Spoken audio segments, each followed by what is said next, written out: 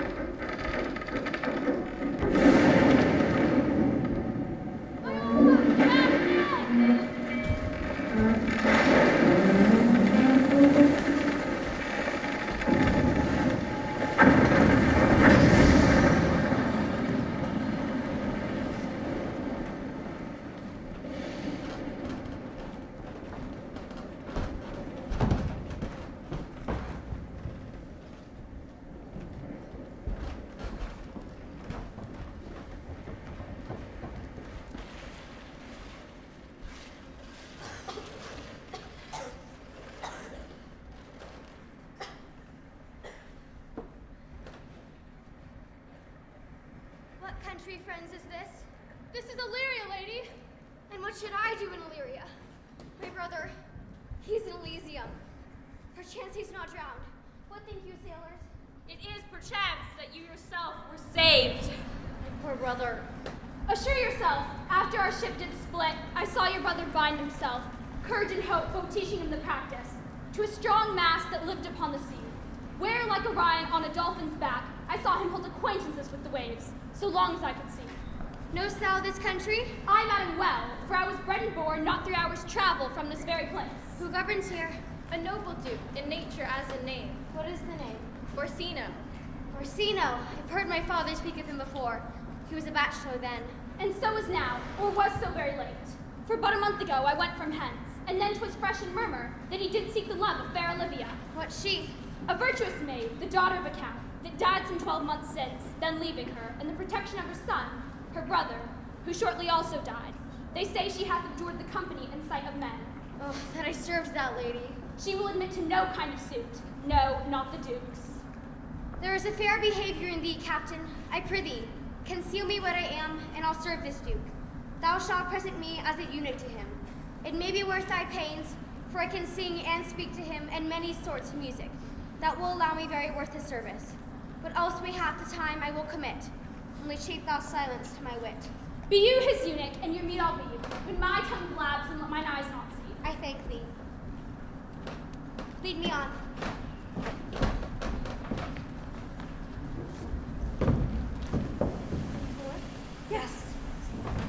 What should we name you? How about Cesario? Cesario, yes. Perfect.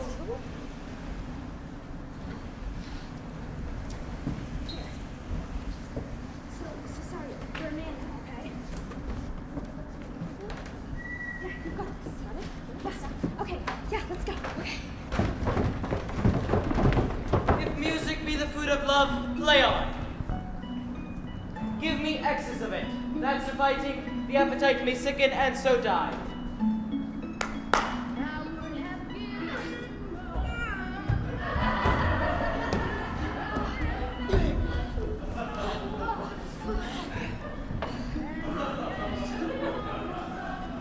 That strain again, it had a dying fall. Oh, it came o'er my ear like the sweet sound that breathes upon a bank of violets, stealing and giving odor. Enough! No more! 'Tis not so sweet now as it was before. Will you go hunt, my lord? What, Curio? The heart? Why, so I do. The noblest that I have. Oh, when mine eyes first did see Olivia, methought she purged the air of pestilence. Oh no, what news from her? So please, my lord, I might not be admitted, for from her hand may return this answer. The element itself, till 7 years heat, shall not behold her face in ample view. But, like a cloistress, she will veiled walk, a water once a day her chamber round, with eye offending brine. All this to season a brother's dead love, which she shall keep fresh and lasting in her sad remembrance. Oh, she that had the heart of that fine frame to pay the debt of love, but to a brother, way before me to sweet beds of flowers, love thoughts lie rich when canopied with bowers.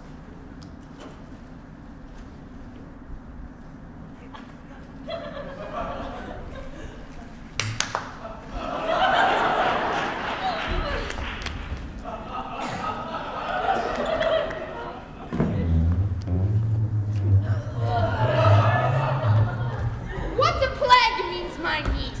To take the death of her brother thus, I'm sure cares an enemy to life. By my troth, Sir Toby, you must come in earlier o' nights. Your cousin, my lady, takes great exceptions to your ill hours.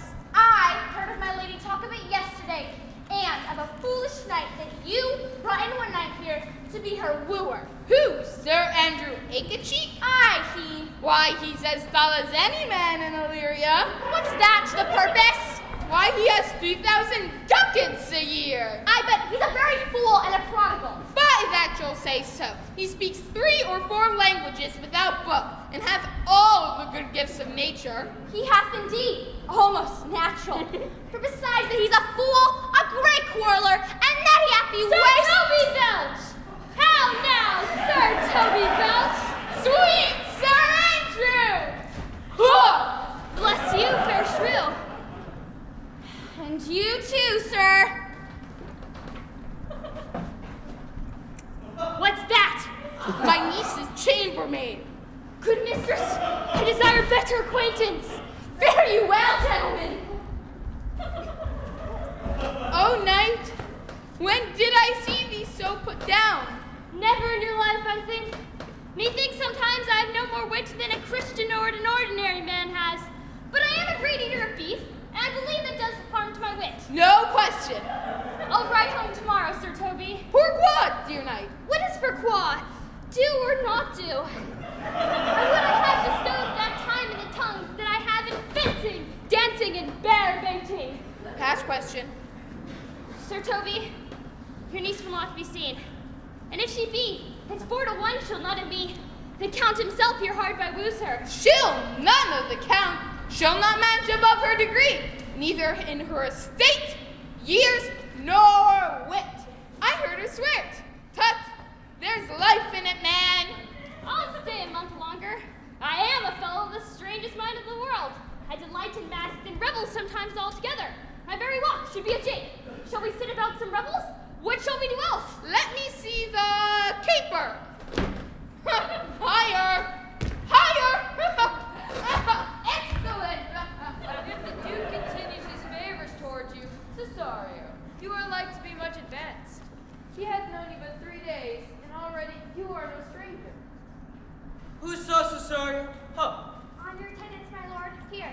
Cesario, thou knowst no less but all. I have unclasped to thee the book even of my secret soul.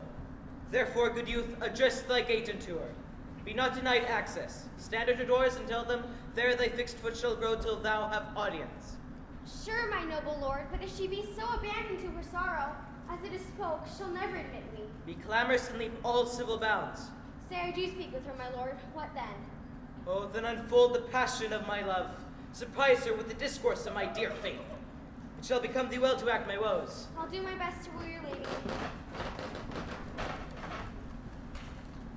Yet a barful strife. Whoe'er I woo, myself will be his wife. Tell me where thou hast been. My lady will hang thee for thy absence. Let her hang me! Peace, you rogue. No more of that. Here comes my lady. Make your excuse wisely. You were best. Wit, and be thy will, put me into good fooling. Those wits that think they have thee do very oft prove fools. And I, that am sure I lack thee, may pass for a wise man.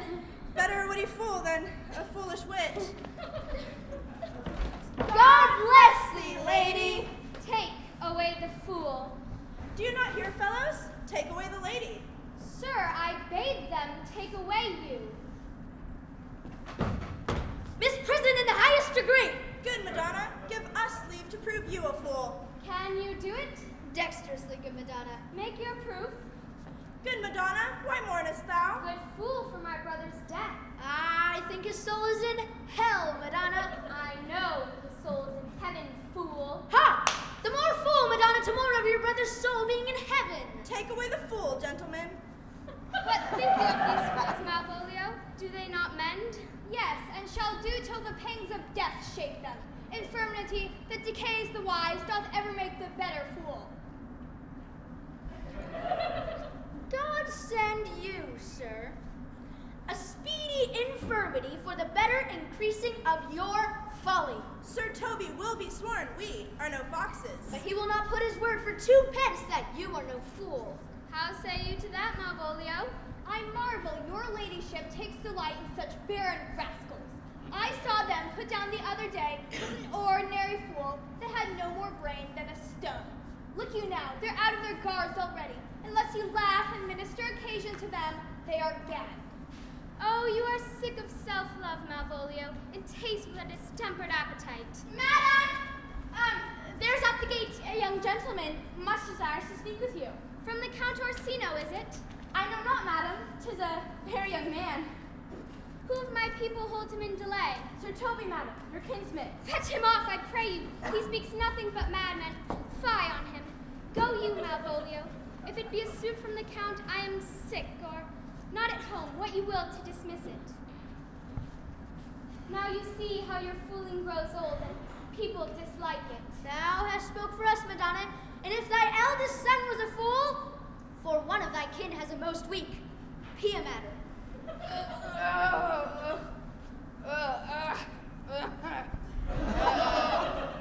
By mine honor, half drunk. What is he at the gate, cousin? A gentleman. A gentleman. What gentleman? 'Tis a gentleman here. A plague of these pickled herring. How now, son? Good Sir Toby! Good Signora Fabian!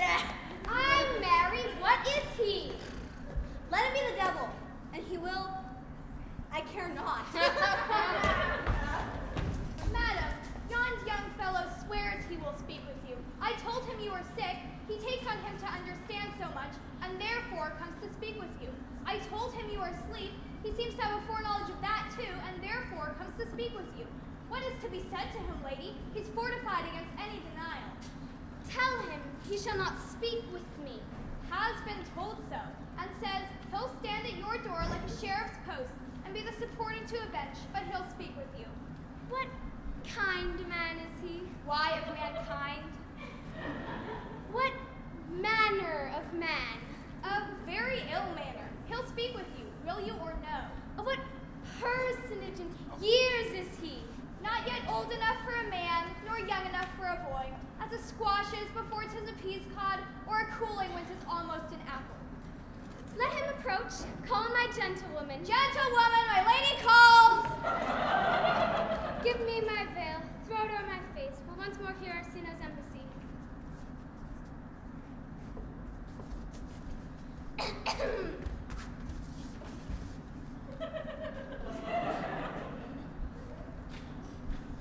Most honorable lady of the house. Which is she? Speak to me. I will answer for her. Your will. Most radiant, exquisite, and unmatchable beauty. I pray you, tell me if this be the lady of the house, for I never saw her. I will be loath to cast away my speech, for besides it is excellently well penned, and I have taken great pains to con it. Whence came you, sir? Good gentle one, give me modest assurance if you be the lady of the house, I may proceed in my speech. Are you a comedian? Know my profound heart, and yet I swear, I am not what I play. Are you the lady of the house? If I do not usurp myself, I am. Most certain, I will arm with my speech in your praise, and show you the heart of my message. Come to what is important in it. I forgive you the praise. Alas, I took great pains to study it, and 'tis poetical. It is the more like to be feigned. I pray you, keep it in. I heard you were saucy at my gates, and allowed your approach rather to wonder at you than to hear you. If you be not mad, be gone. If you have reason, be brief. 'Tis not that time of moon with me to be making one and so skipping a dialogue. Will you hoist sail, sir? No, good swabber, I am to hold here a little longer. Speak your office. It alone concerns your ear. I bring no overture of war, no taxation of homage. I hold the olive in my hand. My words are as full of peace as matter. Yet you began so rudely. What are you? What would you? The rudeness that hath appeared in me I have learned from my entertainment. What I am and what I would are as secret as maidenhead. To your ears, divinity. To any others, profanation. Give us the place alone. We will hear this divinity.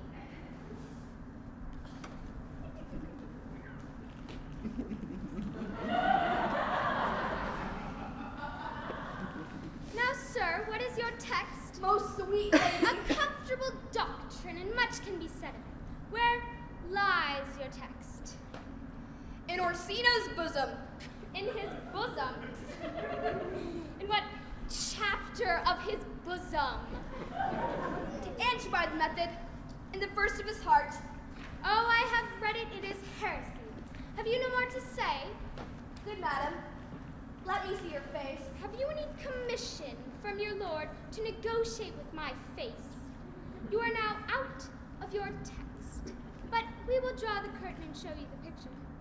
Look you, sir, such a one I was is present. Is not well done? Excellently done. If God did all. 'Tis in grain, sir, 'twill endure the wind and weather. 'Tis beauty truly blent, whose red and white nature's own sweet and cunning hand laid on. Lady, you are the cruelest she alive. You will lead these graces to the grave and leave the world no copy. Oh, sir, I will not be so hard-hearted. I will give out diverse schedules of my beauteous item. 2 lips, indifferent red. Item, 2 gray eyes with lids to them. Item, 1 neck, 1 chin, and so forth. Were you sent hither to praise me? I see what you are. You are too proud. If you are the devil, you are fair. My lord and master loves you. How does he love me? With adorations, fertile tears, with groans that thunder love, the sighs of fire. Your lord does know my mind. I cannot love him. He might have took his answer long ago. If I did love you in my master's flame, and your denial, I would find no sense. I would not understand it. Why, what would you? Make me a willow cabin at your gate, and call upon my soul from the house. Hollow your name to the reverberant hills, and make babbling gospel of the air. Cry out, Olivia! Oh, you should not rest in the elements of air and earth, but you should pity me. What is your parentage? Above my fortunes, yet my state is well. and I am a gentleman. Get you to your lord. I cannot love him. Let him send no more, unless, perchance, you come again to me to tell me how he takes it. Fare you well. I thank you for your pains. Spend this for me. I am no feed post, lady. Keep your purse. I master not myself, lacks recompense. Farewell, fair cruelty. What is your parentage? Above my fortunes, yet my state is well. I am a gentleman. Oh, holy sworn thou art! Soft, soft. Even so quickly may one catch the plague. Well, let it be. What ho, Malvolio? Here, madam, at your service. Run after that same peevish messenger, the county's man. He left this ring behind him. Would I or not, tell him all none of it. If that youth will come this way tomorrow, I'll give him reasons for it. Hie thee, Malvolio. Madam, I will. I do I know not what, and fear to find mine eye too great a flatterer for my mind. Fate, show thy force. Ourselves we do not owe. What is decreed must be, and be this so. Will you stay no longer? Nor will you not that I go with you? By your patience, no. My stars shine darkly over me, so I must crave of you your leave so that I may bear my evils alone. Let me yet know whither you are bound. No! Sooth, sir, my determinate voyage is mere extravagancy. You must know me then, Antonio. I am Sebastian. My father was that Sebastian of Messalene of whom I know you have heard. Behind him he left me and a sister, both born in an hour. And if the heavens had so pleased, we would so had ended! But you, sir, altered that, as but 1 hour before you took me from the wreckage of that ship, my sister drowned. Alas the day. If you will not murder me for my love, let me be your servant. If you will undo what you have done, that is, kill him whom you have recovered, desire it not. Fare thee well at once. I am bound to the Count Orsino's court. Farewell. The gentleness of all the gods go with thee. I have many enemies in Orsino's court, else would I very shortly see thee there. But, come what may, I do adore thee so, that dangers shall seem sport, and I will go.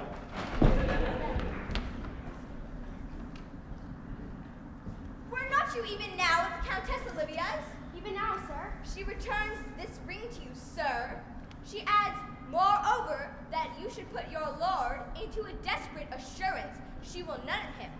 And one thing more, that you be never so hardy to come again in his affairs, unless it be to report your lord's taking of this. Who receive it so. She took the ring of me, all none of it. Come, sir, you previously threw it to her, and her will is it should be so returned. If it is worth stooping for, there it lies in your eye. If not, be his that finds it.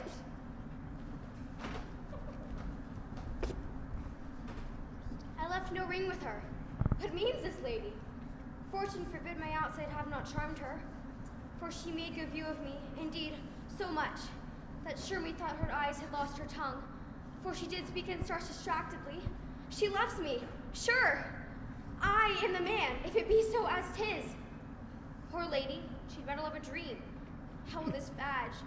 My master loves her dearly, and I, poor monster, fond as much on him. And she mistaken seems to dote on me. What will become of this? O time, thou must untangle this, not I. It's too hard a knot for me to untie. Approach, Sir Andrew. To be up past midnight is to be up bedtime. Thou knowst. Nay, my troth, I know not. But I know, to be up late is to be up late. A false conclusion. Faith, so they say, but I think it rather consists of eating and drinking. Then let us, therefore, eat and drink. Maria, I say. Here comes the fool, Faith. How now, my hearts?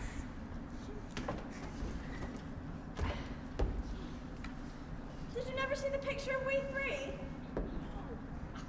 Welcome. Now let's have a catch. By my excellent voice. I'd rather than 40 shillings I had to lay, and so sweet a breath to sing as the fool has. But shall we make the welkin dance indeed? Shall we rouse the night owl in a catch that will draw 3 souls out of 1 weaver? Shall we do that? And you love me? Let's do it! I'm dog at a catch. Fire lady, sir, and some dogs catch well. Ruff, ruff. Most certain. Let her catch be thou knave. Hold thy peace, thou knave. Knight, I shall be constrained to call you a knave. Knight, 'Tis not the first time I've constrained one to call me knave. Begin, fool, it begins. Hold thy peace. I'll never begin if I hold my peace. Good thing. Come, begin. Hold thy peace, thou knave, I pray thee. Hold thy peace, thou knave, I pray thee. Hold thy peace, thou knave, I pray thee. What a caterwauling you keep here! My lady had now called up her steward Malvolio and bade him turn you out of doors, never trust me. Lady! There dwelt a man in Babylon, lady. The knight's an admirable fooling. For love of God, peace!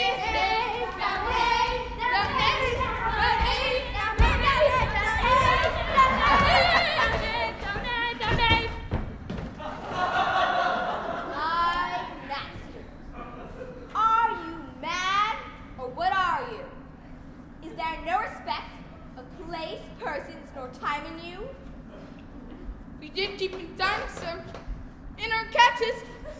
Toby, I must be round with you. My lady bade me tell you that though she harbors you as her kinsman, she's nothing allied to your disorders. If you can separate yourself and your misdemeanors, you're welcome to the house. If not, and it would please you to take leave of her, she is very willing to bid you farewell.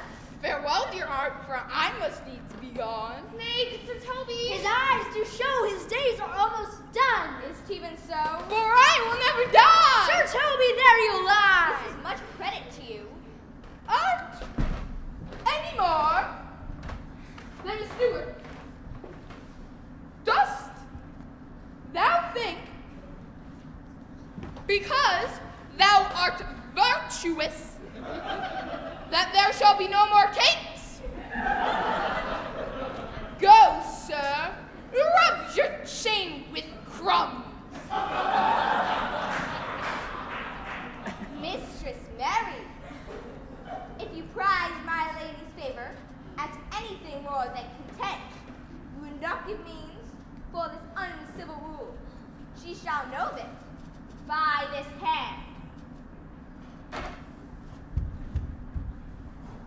Oh, shake your ears! All right, the challenge, or I'll deliver thy indignation by word of mouth! Sweet Sir Toby, be patient for tonight. Since the youth of the Count was today with thy lady, she is much out of quiet. For Monsieur Malvolio, let me alone with him. If I do not gull him into a neighborhood and make him a common recreation, do not think I have wit enough to lie straight in my bed. I know I can do it. Possesses, tell something of him. Marry, sir. Sometimes he's a kind of Puritan. Oh, if I thought that, I'd beat him like a dog. What? For being a Puritan, thy exquisite reason, dear knight? I have no exquisite reason for it, but I've reason good enough. He's an affectioned fool, so crammed as he thinks with excellencies, that it is his grounds of faith that all that look on him love him, and on that vice in him will my revenge find notable cause to work. What wilt thou do? I shall drop in his way some obscure epistles of love. I can write very like my lady, your niece. Excellent! I smell a device. I have it in my nose, too. Ye shall think by the letters that thou wilt draw that they come from my niece, and that she's in love with him. Oh, 'twill be admirable. Sports royal, I warrant you. For this night to bed and dream on the event. Farewell. If I do not, trust me. Take it how you will. Come, come, I'll go burn some sack. 'Tis too late to go to bed now. Come night, come night.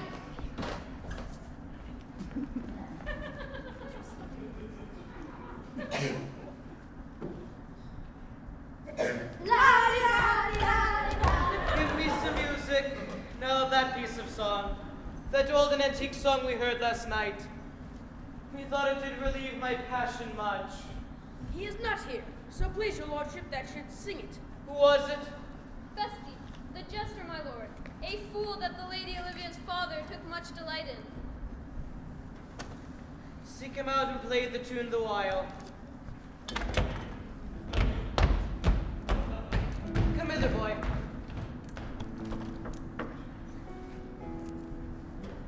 If ever thou shalt love, and the sweet pangs of it remember me.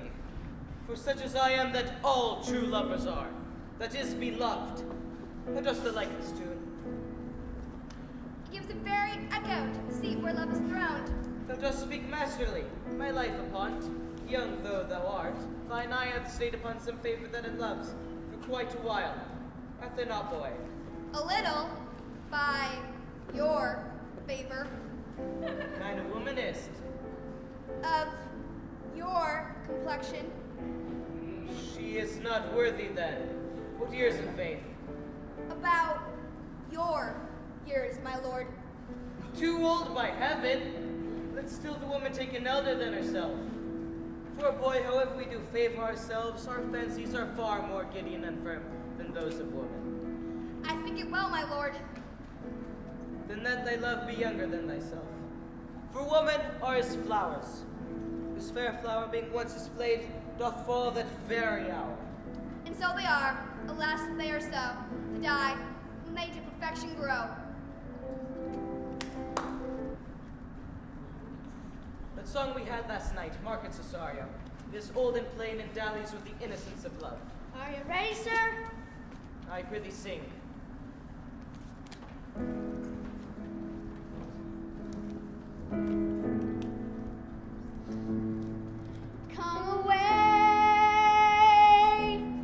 Come away, death, and in sad cypress let me be laid. Fly away, breath. I am slain by a fair cruel maid. My shroud of white stuck all with you. Oh, prepare it, my part of death. No one so true did share it. Not a flower sweet. My corpse where my bones shall be thrown. Not a friend greet. My poor corpse where my bones shall be thrown. 1,000 sighs to save. Lay me, oh, where sad true lover never find my grave to weep there.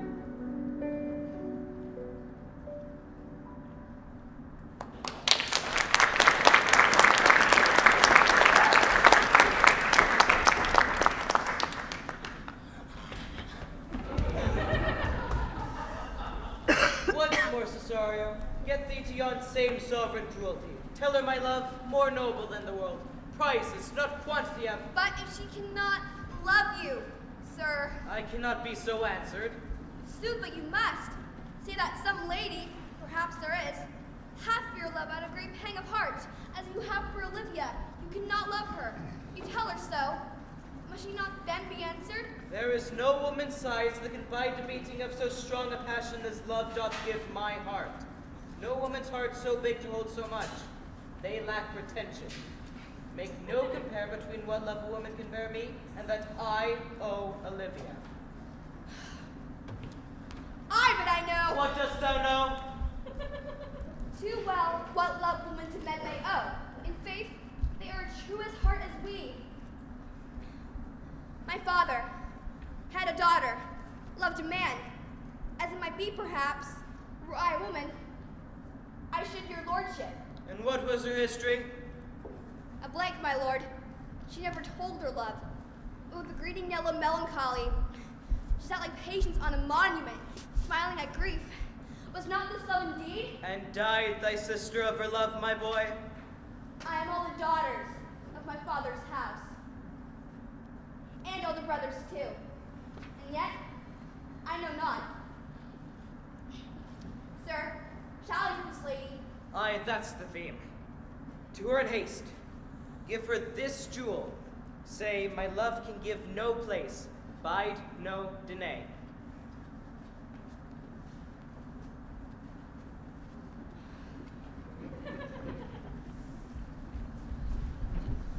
Come thy ways, Signora Fabian.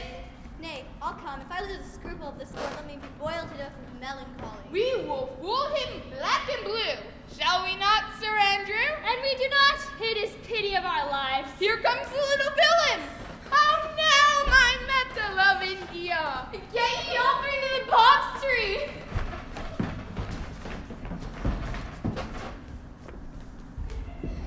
Malvolio's coming down this walk. He has been yonder, the sun, practicing behavior to himself this past half hour.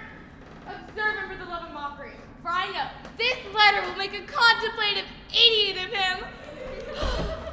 For here comes the child that must be caught with tickling. 'Tis but fortune, all is fortune. Maria once told me she did affect me, and I have heard herself come thus near, that should she fancy, it should be one of my complexion. Here's an overweening rogue. Oh, peace. Slight, I could so beat the rogue. Peace, I say. To be Count Malvolio. Ah, rogue! Pistol him! Pistol him! Peace, peace. There is example for it. The lady of the Strachey married the yeoman of the wardrobe. Fie on him, Jezebel! Oh, peace. Now he's deeply in. Look how his imagination blows him. Having been 3 months married to her, sitting in my state. Fire. Oh, for Stonebow to hit him in the eye.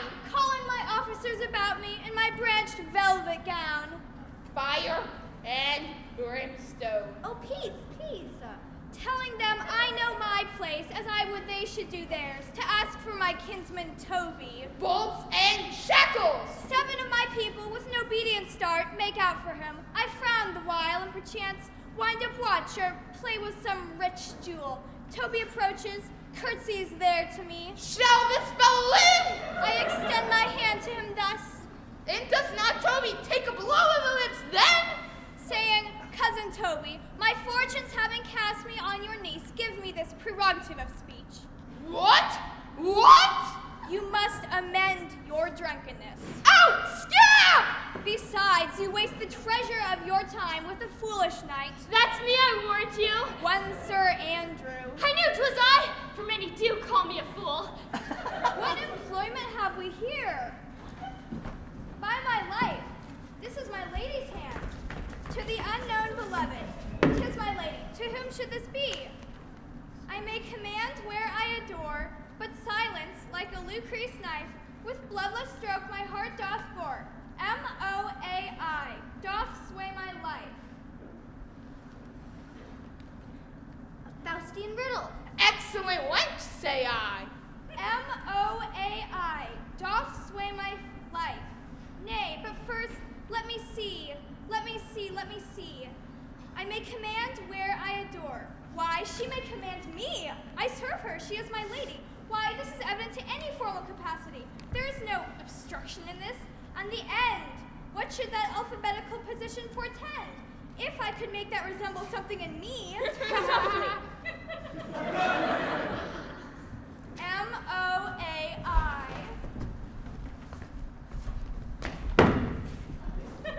Oh, I made up that. He is now at a cold scent. Malvolio. Why, that begins my name. Did I not say who'd work it out? The car is excellent at faults. But then there's no consonancy in the sequel. It suffers under probation. A should follow. no shall end, I hope. Aye, or I'll cudgel him and make him cry, oh. M-O-A-I. And yet, to crush this a little, it should bow to me. For every one of these letters are in my name. Soft. Here follows prose. If this fall into thy hand, revolve.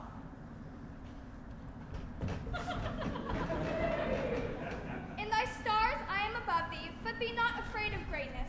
For some are born great, some achieve greatness, and some have greatness thrust upon them. Remember who commended thy yellow stockings, and wish to see thee ever cross-gartered? I say, remember, go to, thou art made, if thou desirest it to be so. If not, let me see thee a steward still, the fellow of servants, and not worthy to touch fortune's fingers. Farewell, she that would alter services with thee, the fortunate unhappy. Daylight, champagne discovers not more. This is open. I will baffle Sir Toby. I will wash off gross acquaintance. I will be point devised the very man. For all reasons excite to this, that my lady loves me. I thank my stars I am happy. Here is yet a postscript. Thou canst not choose, but know who I am. If thou entertainest my love, let it appear in thy smiling. Thy smiles become thee well.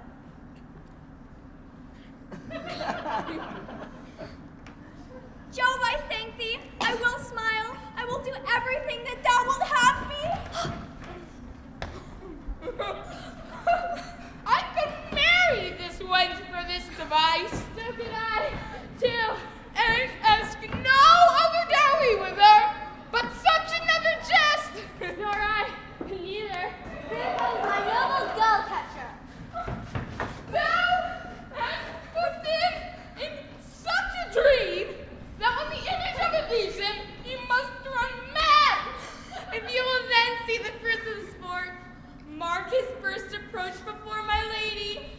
He will come to her in yellow stockings, and 'tis the color she abhors, and cross-gartered, a fashion she detests. If you will then see it, follow me to the gates of thy door, most excellent devil of wait. I'll make one too.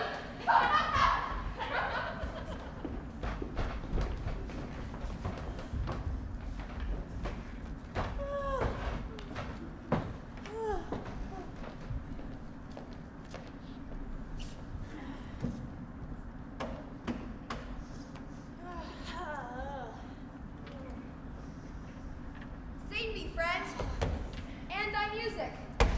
Dost thou live by thy tabor? No, sir. I live by the church. Art thou a churchman? No such matter, sir. I do live by the church, for I do live in my house, and my house doth stand by the church. Art not thou the Lady Olivia's fool? No such matter, sir. The Lady Olivia has no fool. I am not her fool, but her corrupter of words. I saw thee late at Count Orsino's. Foolery, sir, just walk about the orb like the sun. It shines everywhere. I would be sorry, sir, but I should be as oft with your master as with my mistress. I think I saw your wisdom there. There is expenses for thee. My lady is within. I will construe to them whence you come. Who you are and what you would are out of my welcome. I might say element, but the word is overworn.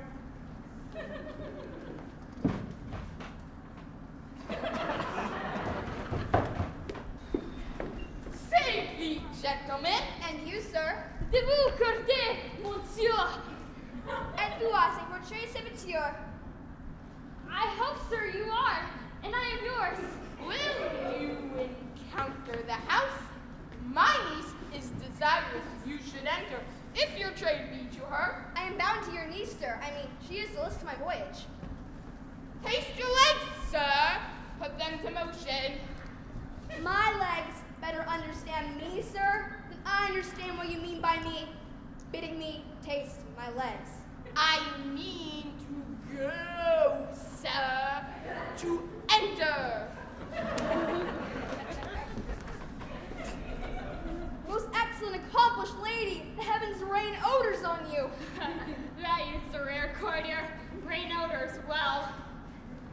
My matter hath no voice, but to your own vouchsafed ear. Let the garden door be shut. Leave me to my hearing. Give me your hand, sir. My duty, madam, and most humble service. What is your name? Cesario is your servant's name, fair princess. My servant, sir. Your servant Count Orsino, you. And he is yours, this must needs be yours. Your servant's servant is your servant, madam. For him, I think not on him. Madam, I come to whet your gentle thoughts on his behalf. Oh, by your leave, I pray you. Feed you never speak of him again. Dear lady, Give me leave. Beseech you. I did send a ring in chase of you. So did I abuse myself. My servant and I fear me. You, under your hard construction must I sit. Have you not set mine honor at the stake and baited with all the unmuzzled thoughts that a tyrannous heart can think? So, let me hear you speak. I pity you. That's a degree of love. No, not a grise, and 'tis a vulgar proof that very oft we pity enemies. I pray thee. Tell me what thou thinkest of me. That you do think that you are not what you are. If I think so, I think the same of you. Then think you right, I am not what I am. I would your others I'd have you be. By innocence I swear, and by my youth, I have one heart, one bosom, and one truth, and that no woman has, nor never none shall mistress be of it, save I alone. So a duke and madam nevermore will I master's tears to you deplore. Yet come again, that perhaps may soothe that heart, which now it pours to like his love.